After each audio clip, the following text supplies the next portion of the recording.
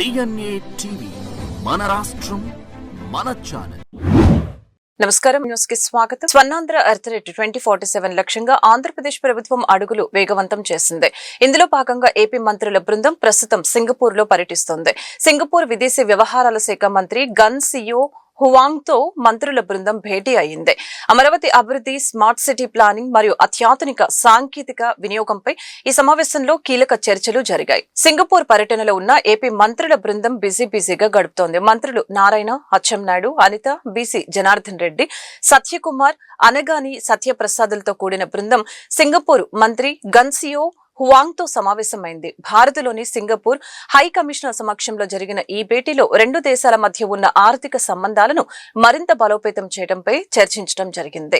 అలాగనే వ్యర్థాల నిర్వహణ, లాజిస్టిక్స్ మరియు పునరుత్పాదక ఇంధన రంగాల్లో పరస్పర సహకారంపై ఇరు దేశాల నేతలు ఒక అవగాహనకు వచ్చారు. సాంకేతిక రంగంలో విప్లవాత్మక మార్పులు తెచ్చే ఫిన్టెక్, ఆర్టిఫిషియల్ ఇంటెలిజెన్స్ వంటి అంశాల్లో భాగస్వామ్యంపై విస్తృతంగా చర్చించడం జరిగింది. ఈ పర్యటనతో సింగపూర్, ఆంధ్రప్రదేశ్ మధ్య పెట్టుబడుల ప్రవాహం పెరగటమే కాకుండా రాష్ట్రాభివృద్ధికి సరికొత్త బాటలు పడతాయని మంత్రులు విశ్వాసం వ్యక్తం చేస్తున్నారు. ఆంధ్రప్రదేశ్ ఉప ముఖ్యమంత్రి, జనసేనాని కొనితెల పవన్ కళ్యాణ్ సంపూర్ణ ఆరోగ్యంతో తిరిగి రావాలని రాష్ట్ర వ్యాప్తంగా ప్రార్థనలు మిన్నంటుతున్నాయి. పవన్ కళ్యాణ్ త్వరగా కోలుకొని ప్రజాక్షేత్రంలోకి అడుగు పెట్టాలని ఆకాంక్షిస్తూ విజయవాడ ఇంద్రకీలాద్రిపై జనసేన శ్రేణులు ప్రత్యేక పూజలు నిర్వహించారు. విజయవాడ ఇంద్రకీలాద్రి క్షేత్రం జనసేన వీర మహిళల భక్తి ప్రపత్తులతో ఆధ్యాత్మిక శోభ సంతరించుకుంది. పార్టీ అధినేత పవన్ కళ్యాణ్ ఇటీవల శస్త్రచికిత్స చేయించుకొని విశ్రాంతి తీసుకుంటున్న నేపథ్యంలో ఆయన త్వరగా కోలుకోవాలని కోరుతూ జనసేన వీర మహిళల ఆధ్వర్యంలో ఇంద్రకీలాద్రిపై ప్రత్యేక కార్యక్రమాల్ని చేపట్టడం జరిగింది. ఈ క్రమంలో పద్మావతి అజయ్ వర్మ ఠాకూర్ మోకాళ్లపై నడుస్తూ కొండపైకి చేరుకుని అమ్మవారిని దర్శించుకోవడం అందరినీ కదిలించింది. ప్రజాసేవ కోసం తన ఆరోగ్యాన్ని సైతం లెక్క చేయకుండా శ్రమిస్తున్న పవన్ కళ్యాణ్ క్షేమం కోసం రాష్ట్ర ప్రజలందరూ కోరుకుంటున్నారని, ఆయన సంపూర్ణ ఆరోగ్యంతో తిరిగి వస్తారని ఈ సందర్భంగా జనసేన నాయకులు ధీమా వ్యక్తం చేశారు.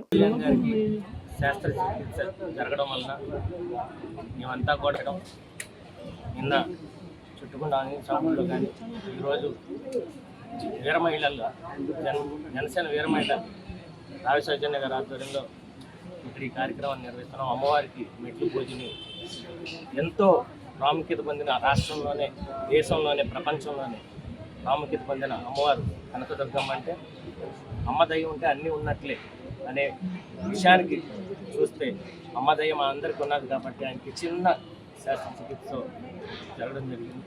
అలాంటిది ఏమీ ఉండదు. దానికి ఆయురారోగ్యాలు అమ్మవారే కాదు, ముక్కోటి దేవతలు అందరూ కూడా ప్రసాదిస్తారు. ఖచ్చితంగా ఆయన లాంటి నాయకుడు మా అందరూ వెన్నట్టు ఉంటూ మమ్మల్ని ముందు నడిపిస్తారని కోరుకుంటూ ఆయనకు ఆరోగ్యాలు అమ్మవారు అయ్యవారు అందరూ కూడా ప్రసాదిస్తారని చెప్పి కోరుకుంటూ. ప్రభుత్వ పాఠశాలలు అంటే కేవలం చదువు మాత్రమే కాదు, క్రీడల్లోనూ మేటి అని నిరూపిస్తున్నారు విజయవాడ విద్యార్థులు. అసలు సిసలు జిమ్నాస్టిక్ విన్యాసాలతో అబ్బురుపరుస్తున్న ఈ చిన్నారుల ప్రతిభను ఎమ్మెల్యే గద్దె రామ్మోహన్ స్వయంగా కొనియాడారు. రాజ్ కుమార్ అనే పీడీ ఆధ్వర్యంలో శిక్షణ పొందిన ఈ విద్యార్థుల ప్రదర్శన ఇప్పుడు నగరంలో హాట్ టాపిక్ గా మారింది. విజయవాడలోని మొగల్రాజపురం జమ్మిచెట్టు బోయపాటి శివరామకృష్ణయ్య పాఠశాలలో స్పోర్ట్స్ డే కార్యక్రమం ప్రదర్శన అందరినీ ఆశ్చర్యంలో ముంచెత్తింది. సాధారణంగా ఖరీదైన ప్రైవేట్ అకాడమీలో కనిపించే జిమ్నాస్టిక్స్ విన్యాసాలను ఇక్కడి చిన్నారులు ఎంతో సునాయాసంగా ప్రదర్శించారు. హెచ్ఎం సహకారంతో పీడీ రాజ్ కుమార్ పట్టుదల విద్యార్థులకి ఈ శిక్షణ ఇవ్వటం విశేషం. ఈ కార్యక్రమానికి ముఖ్య అతిథిగా విచ్చేసిన గద్దె రామ్మోహన్ మాట్లాడుతూ, ఒకప్పుడు సర్కస్ లో మాత్రమే ఇలాంటి విన్యాసాలు చూసేవాళ్లమని, ఇప్పుడు మన ప్రభుత్వ పాఠశాల పిల్లలు ఇవి చేయటం గర్వకారణమని ప్రశంసించారు. రాష్ట్రంలో చంద్రబాబు నాయుడు, పవన్ కళ్యాణ్ మరియు లోకేష్ నేతృత్వంలోని కూటమి ప్రభుత్వం ప్రభుత్వ పాఠశాలని బలోపేతం చేసేందుకు కృషి చేస్తుందని ఆయన తెలిపారు. ప్రైవేట్ స్కూళ్లలో సీటు దొరకనప్పుడు మాత్రమే ప్రభుత్వ పాఠశాలలకు వెళ్లే పరిస్థితి మారిపోయి రాబోయే రోజుల్లో ప్రభుత్వ పాఠశాలలే మొదటి ఎంపిగా మారుతాయని ఆయన ధీమా వ్యక్తం చేశారు. ముఖ్యంగా అమ్మ స్వచ్ఛంద సంస్థ వంటి సంస్థల సహకారంతో ఈ చిన్నారుల ఎదుగుదలకు తోడ్పడుతుందని, ఇలాంటి కార్యక్రమాలు ప్రతి స్కూల్లోనూ జరగాలని ఆయన ఆకాంక్షించారు. విజయవాడ తూర్పు నియోజకవర్గంలో ఒక ప్రతిష్టాత్మకమైన స్కూలు. దీనికి పురాతన నుంచి కూడా ఒక ప్రత్యేకత ఉన్న అమ్మ కళ్యాణ మండపం వారు ఆ రోజు నారా చంద్రబాబు నాయుడు గారు ఇచ్చిన పిలుపుకి స్పందించి 2014-19 అవకాశం ఉన్న వాళ్ళు మీ సమీపంలో ఉన్న విద్యా సంస్థలను దత్తత తీసుకుని పిల్లలకి మంచి వాతావరణం క్రియేట్ చేయండి అని చెప్పి ఆయన ముఖ్యమంత్రిగా 2014-19లో ఒక పిలిపిస్తే మొట్టమొదటిగా స్పందించిన సంస్థ అమ్మ కళ్యాణ వారు. అంటే అమ్మా సంస్థ, ఆంధ్ర మోటార్ మర్చెంట్స్ అసోసియేషన్, ఆ సంస్థ వారు ఈ స్కూల్లో ఎంటర్ అయ్యేటప్పటికి ఇక్కడ సుమారు ఒక 10 అటు ఇటుగా 500 మంది విద్యార్థులు ఉండేవారు. ఈ రోజున 1200 మంది విద్యార్థులకు చేరటమే కాకుండా ఆ రోజున వాళ్ళు కల్పించిన అనేకమైన సౌకర్యాలకి మనం ఎన్నిసార్లు కృతజ్ఞత చెప్పినా కూడా అది రుణం తీరదు. ఆ రోజున టీచర్స్కి కూర్చోటానికి కూడా కుర్చీలు లేని పరిస్థితి, పిల్లలకి బల్లలు అసలే లేనే లేవు. అలాంటి పరిస్థితుల నుంచి ఈ స్కూల్ని ఒక టాయిలెట్స్ నిర్మాణంలో కానివ్వండి, అదేవిధంగా స్కూల్కి ప్రత్యేకమైన కంప్యూటర్లు ఏర్పాటు చేయడంలో కానీ, కంప్యూటర్ ట్రైనింగ్ ఇవ్వటానికి ఒక ట్రైనర్ని పెట్టే దాంట్లో కానీ, 10th క్లాస్ వాళ్ళకి ప్రైవేట్ క్లాసులు పెట్టి వాళ్ళకి ట్యూటర్లు పెట్టి వాళ్ళకి మధ్యాహ్నం స్నాక్స్ ఇచ్చి వాళ్ళని ఉత్సాహపరిచే దాంట్లో కానీ, అన్ని విషయాల్లో కూడా ప్రత్యేకమైన శ్రద్ధ తీసుకుని వాళ్ళ పిల్లలు, సొంత పిల్లల్ని ఏ విధంగా చదివిస్తారో అలా చదివించడానికి అవకాశాలు చేశారు. దానితో మొదలైన ఈ స్కూల్ అభివృద్ధి తర్వాత మా కార్పొరేటర్ గారు చెన్నుపాటి ఉషారాణి గారు ప్రత్యేకమైన శ్రద్ధ వహించి దీనికి కావలసిన రూమ్స్ అన్నీ కూడా సమకూర్చడం జరిగింది. ఈ రోజున 1200 కాదు, ఇంకా స్ట్రెంగ్త్ వచ్చినా కూడా తట్టుకునే విధంగా ఈ స్కూల్ తయారు చేసుకోవడం జరిగింది. ఇది ఈ స్కూల్ హిస్టరీ. అయితే ఈ రోజున స్పోర్ట్స్ డే, అందరి పిల్లలకి ఎగ్జామ్స్ అయిపోయాయి. ఇక్కడ ఇంకా 4-5 రోజుల్లో సెలవులు వెళ్ళబోతూ ఉన్నారు. ఆ పిల్లల్ని ఉల్లాసంగా ఇంటికి పంపించడానికి ఇక్కడ ఒక కన్నుల పండుగలాగా మీరందరూ కూడా చూస్తే కన్నుల పండుగలాగా స్పోర్ట్స్ డే జీతాల కోసం ఈ స్థాయిలో పని బంద్ జరగటం రాష్ట్ర చరిత్రలో ఇదే మొదటిసారి అని సిపిఎం నాయకులు దోనిపూడి కాశీనాథ్, మాజీ కార్పొరేటర్ బోయ సత్యబాబులు పేర్కొన్నారు. మంగళవారం సాయంత్రానికి అకౌంట్లలో డబ్బులు పడకపోతే రేపటి నుంచి సమ్మెను ఏ విధంగా కొనసాగించాలని దానిపై కీలక నిర్ణయం తీసుకుంటామని ప్రభుత్వాన్ని హెచ్చరించారు. వెంటనే జీతాలు చెల్లించాలంటూ మున్సిపల్ కార్మికులు ధర్నా చౌక్ లో మంగళవారం ధర్నా కార్యక్రమాన్ని నిర్వహించారు. ఈ కార్యక్రమంలో సిపిఎం నాయకులు సిహెచ్ బాబురావు, దోనిపూడి కాశీనాథ్, మాజీ కార్పొరేటర్ బోయ సత్యబాబు తదితరులు పాల్గొని మాట్లాడారు.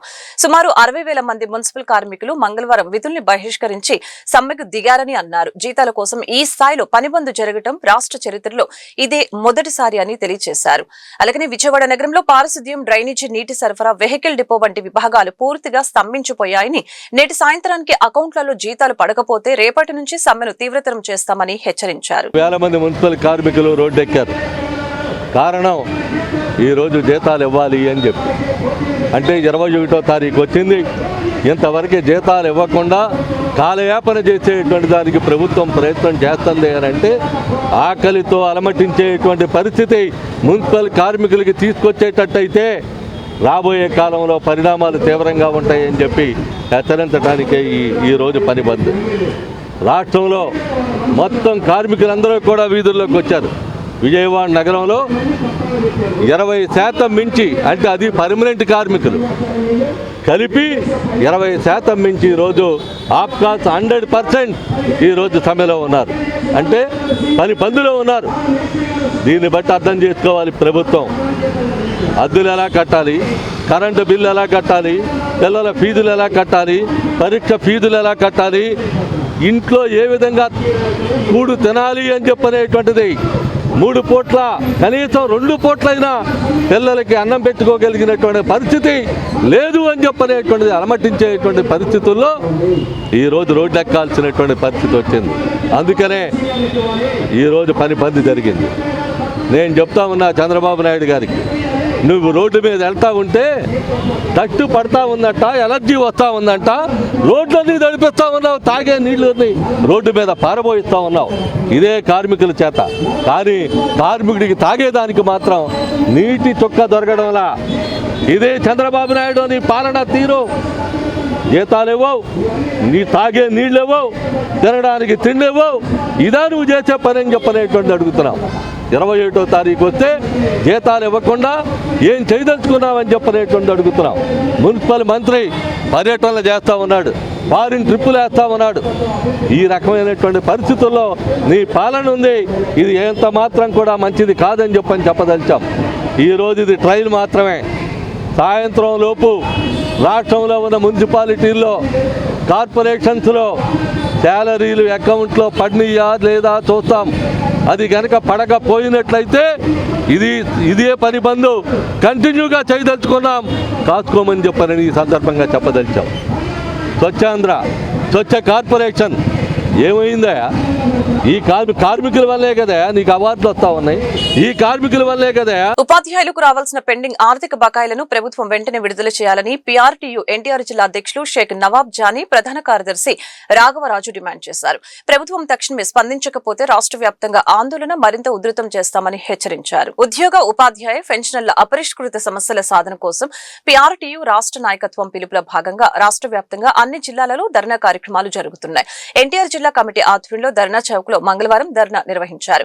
ఈ కార్యక్రమంలో పీఆర్టీయూ ఎన్టీఆర్ జిల్లా అధ్యక్షులు షేక్ నవాబ్ జానీ, ప్రధాన కార్యదర్శి రాఘవరాజు పాల్గొని మాట్లాడారు. నూతన పీఆర్సీ కమిటీని నియమించాలని, 30% మధ్యంతర భృతి ప్రకటించాలని, ఉపాధ్యాయుల ఏక సర్వీస్ రూల్స్ అమలు చేయాలని ఈ సందర్భంగా డిమాండ్ చేయడం జరిగింది.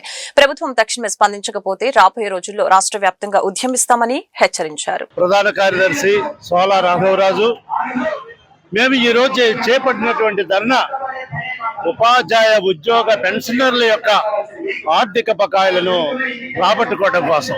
ఈ ఆర్థిక బకాయిలు ఎప్పటి నుండి ఉన్నాయి? 22 జులై నుండి. ఎటువంటి ఆర్థిక బకాయిలు?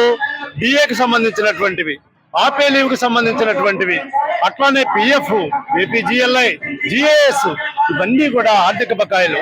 ఈ ఆర్థిక బకాయిల్ని మాకు రావాల్సినటువంటి ప్రభుత్వాన్ని హామీ ఇచ్చిన మేరకు మేము సకాలంలో ఇవ్వమని చెప్పేసి కోరుతున్నాం. ఎంతో చాచివేత ధోరణితో విసిగి వేసారి ఇప్పటికి మేము ధర్నాకి దిగవలసి వచ్చింది. మా పీఆర్టీ సంఘం 3.5 సంవత్సరాల నుండి ధర్నా అనేది చేపట్టలేదు. ఎంతో విసిగి వేసారితే కానీ ఈ ప్రభుత్వ ఉద్యోగ, ఉపాధ్యాయ ఆర్థిక బకాయిలు నష్టపోతున్నారనే ఉద్దేశంతో మేము ఇవ్వాలని చెప్పేసి ఈ ధర్నా చౌక్ సందర్భంగా డిమాండ్ చేస్తున్నాం. అట్లానే కాకుండా ఆర్థిక విషయాల్లోనే కాకుండా సర్వీస్ రూల్స్ లో ఇప్పుడు మండలానికి 2 ఎంఈఓలు అని చెప్పారు. 2 ఎంఈఓల్లో జూనియర్ అయినటువంటి స్కూల్ అసిస్టెంట్ ఎంఈఓ 1గా ఉన్నారు. గజిటెడ్ అయినటువంటి హెడ్ మాస్టర్లు గ్రేడ్ 2గా ఉన్నారు. ఇది సర్వీస్ రూల్స్ లో ఉన్నటువంటి ప్రధానమైన కేటర్లో ఉన్నటువంటి వాళ్ళే మండలాల్లో ఎంఈఓలుగా కేటాయించాలి. అదే రకంగా మండలేకోకుండా ఉంటేనే కానీ పరిపాలన సౌలభ్యమో, విద్యా వ్యవస్థ కుంటుపడిపోకుండా అంతేకాదు సర్వీస్ రూల్స్ అమలు చేయాలని గత 20 సంవత్సరాల నుండి మేము పోరాడుతున్నాం.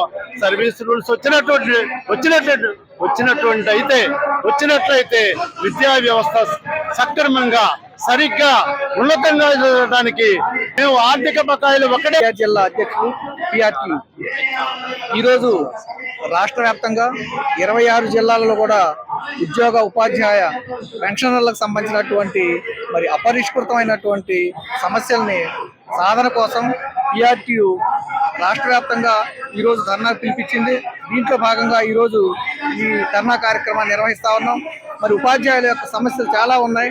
మరి ఉపాధ్యాయులకు గత ప్రభుత్వంలో మరి 1వ తేదీన జీతాలు లేనటువంటి రోజుల నుండి ఈరోజు పోరాటాల ద్వారా మరి 1వ తేదీ జీతాలు తెచ్చుకోవడం జరిగింది. అదేవిధంగా మరి ఉపాధ్యాయులకు రావాల్సినటువంటి మరి ఎన్నో ఆర్థికమైనటువంటి బకాయిలు ఉన్నాయి. వీటన్నింటిని కూడా మరి ప్రభుత్వం ఇవ్వాల్సినటువంటి బాధ్యత ఉంది. కాబట్టి అదేవిధంగా పీఆర్సీ కమిటీని నియమించాలి. అదేవిధంగా IR 30% ఇవ్వాలి. అదేవిధంగా ఉపాధ్యాయుల యొక్క ఏకీకృత సర్వీస్ రూల్స్ వెంటనే అమలు చేయాలనేటువంటి తదితరాలైనటువంటి డిమాండ్లన్నింటినీ కూడా ప్రభుత్వం ముందు పెడతా ఉన్నాం. ఒకవేళ ప్రభుత్వం కనుక స్పందించకపోతే ఇదే రకమైనటువంటి ఉద్యమ స్ఫూర్తిని మరి పీఆర్టీ పక్షాలన్నీ కూడా రాబోయే రోజుల్లో పెద్ద ఎత్తున ధర్నా కార్యక్రమాలు, అదేవిధంగా నిరసన కార్యక్రమాలు తెలియజేసి మరి ప్రభుత్వం దృష్టి తీసుకెళ్లి ఉపాధ్యాయుల యొక్క సమస్యలు సాధించడానికి కృషి చేస్తామని చెప్పేసి ఉపాధ్యాయ సంఘం పీఆర్టీ ఎన్టీఆర్ జిల్లా శాఖ పక్షాన మరి డిమాండ్ చేస్తా ఉన్నాం. వీటన్నింటిని కూడా ప్రభుత్వం ఇచ్చాపురంలో కూటమి రాజకీయాలు ఒక్కసారిగా వేడెక్కాయి. అభివృద్ధి కార్యక్రమం కాస్త రాజకీయ రణరంగంగా మారింది. మాజీ ఎమ్మెల్యే SVSN వర్మ పెండెం దొరబాబు మధ్య చోటు చేసుకున్న వాగ్వాదం తోపులాటకు చోటు చేసుకుంది. ఫ్లెక్సీలో ముఖ్యమంత్రి ఫోటో లేకపోవటమే ఈ వివాదానికి ప్రధాన కేంద్ర బిందువు అయింది. కాకినాడ జిల్లా పిఠాపురంలోని పాడ కార్యాలయం వేదికగా జరిగిన పీఎం ఆవాస్ యోజన కార్యక్రమంలో తీవ్ర ఉద్రిక్తత నెలకొంది.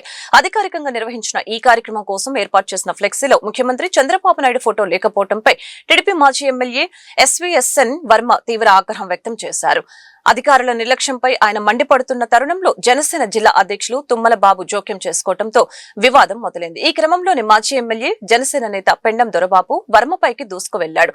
పిచ్చి పిచ్చి వేషాలొద్దు అంటూ హెచ్చరించడంతో ఇరు నేతల మధ్య తీవ్ర స్థాయిలో వాగ్వాదం చోటు చేసుకుంది. ప్రస్తుతానికి పోలీసులు ఇరు వర్గాలను సముదాయించినప్పటికీ పిఠాపురంలో రాజకీయ వాతావరణం మాత్రం ఇంకా నివురు కప్పిన నిప్పులాగానే ఉంది. ప్రోటోకాల్ విషయంలో అధికారుల వైఫల్యం ఉందా లేక స్థానిక నాయకత్వాల మధ్య సమన్వయ లోపం ఉందా అన్నది ఇప్పుడు ప్రశ్నార్థకంగా మారింది.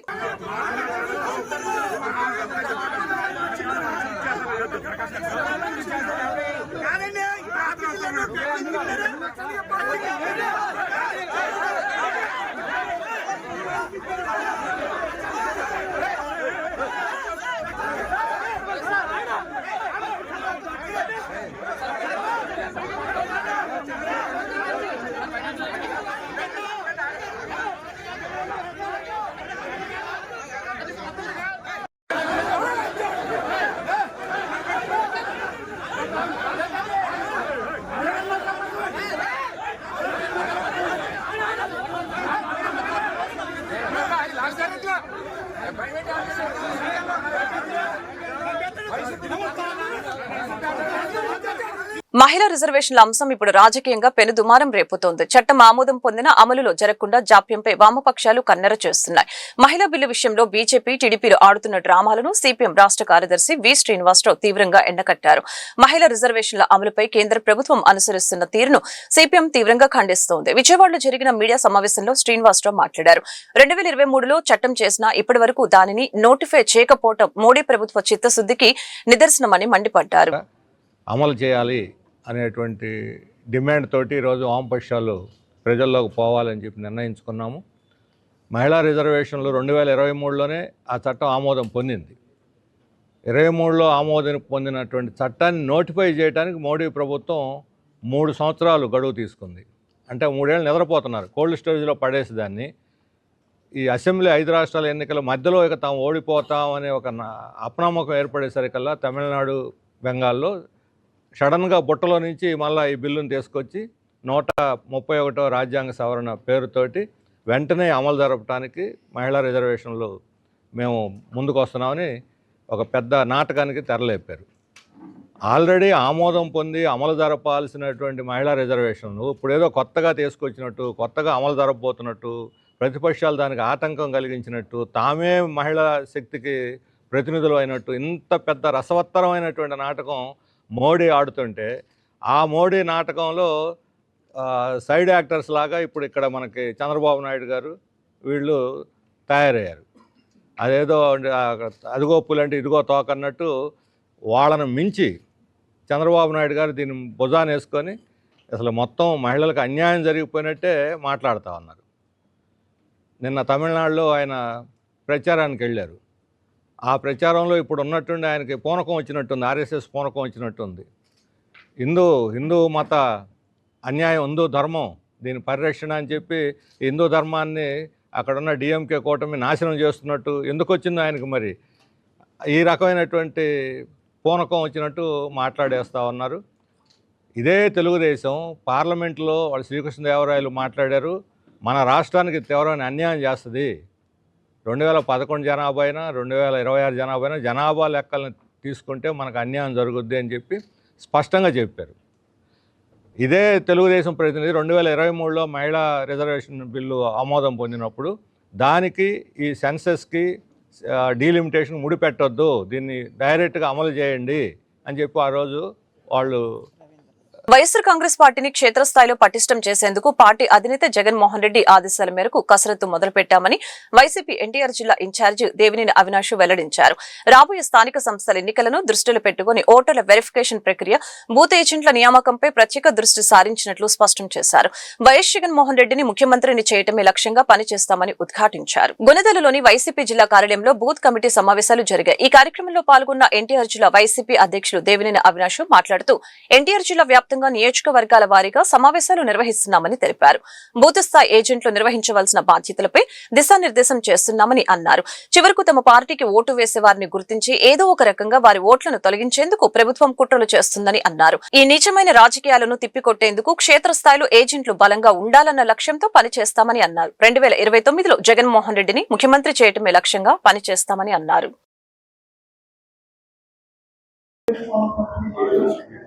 జగన్మోహన్ రెడ్డి గారి యొక్క నాయకత్వంలో ఏదైతే బూత్ స్థాయి నుంచి గల పార్టీని బలోపేతం చేసే విధంగా, అదేవిధంగా స్థానిక సంస్థ ఎన్నికలు ఎప్పుడు వచ్చినా ఎప్పుడు జరిగినా ఆ ఒక ఓటర్ వెరిఫికేషన్ కానివ్వండి, బూత్ లెవెల్ నుంచి బూత్ ఏజెంట్ బలంగా ఉండేందుకు సంబంధించి ఈరోజు నియోజకవర్గాల వారీగా అదేవిధంగా జిల్లాల వారీగా సమావేశాలు ఏర్పాటు చేయమని చెప్పని గౌరవనీయులు పెద్ద జగన్మోహన్ రెడ్డి గారి ఆదేశాల మేరకు పోయిన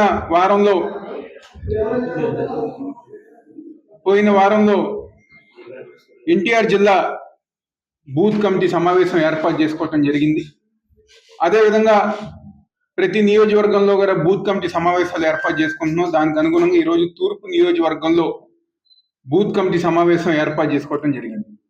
ఎవరైతే బూత్ లెవెల్ ఏజెంట్స్ ఉన్నారో వాళ్ళందరూ గారు వచ్చి ఆ ఒక ఓటర్ వెరిఫికేషన్ కానివ్వండి, లేకపోతే ఎస్ఐఆర్ ప్రారంభమైనప్పుడు ఒక బూత్ లెవెల్ ఏజెంట్గా చేయాల్సిన కార్యక్రమాలు కానివ్వండి, ప్రతి ఒక్కటి గారు పార్టీ తరఫున ఆ ఒక ఓటర్లకు అందుబాటులో ఉండే విధంగా ఈరోజు ఈ కార్యక్రమం అన్ని గారు రూపొందించుకోవడం జరుగుతుంది.